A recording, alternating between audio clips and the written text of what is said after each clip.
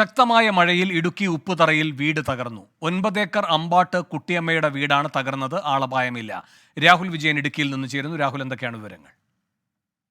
വേണു, ഇന്ന് രാവിലെ അതിശക്തമായ മഴയാണ് ഈ ഉപ്പുതറ ഭാഗത്ത് പെയ്തത്. ഇതേ തുടർന്ന് ശക്തമായ കാറ്റിൽ വീട് തകരുകയായിരുന്നു. കുട്ടിയമ്മയുടെ വീട് പ്ലാസ്റ്റിക് മറച്ചുവിട്ടൊരു വീടായിരുന്നു. അതുപോലെ തന്നെ മൺകട്ട കൊണ്ട് നിർമ്മിച്ച വീടായിരുന്നു. ആ മഴയത്ത് പ്ലാസ്റ്റിക് പറന്നു പോവുകയും അതുപോലെ തന്നെ ഈ മൺകട്ട കുതിരുകയും ചെയ്തതോടുകൂടി ഇടിഞ്ഞ് വീഴുകയായിരുന്നു എന്നുള്ളതാണ് നമുക്ക് മനസ്സിലാക്കാൻ കഴിയുന്നത്. കുട്ടിയമ്മ തൊഴിലുറപ്പ് ജോലിക്ക് പോകുന്ന ആളാണ്. അവർ ആ സമയം വീട്ടിലുണ്ടായിരുന്നില്ല. മറ്റാരും തന്നെ ആ വീട്ടിലുണ്ടായിരുന്നില്ല.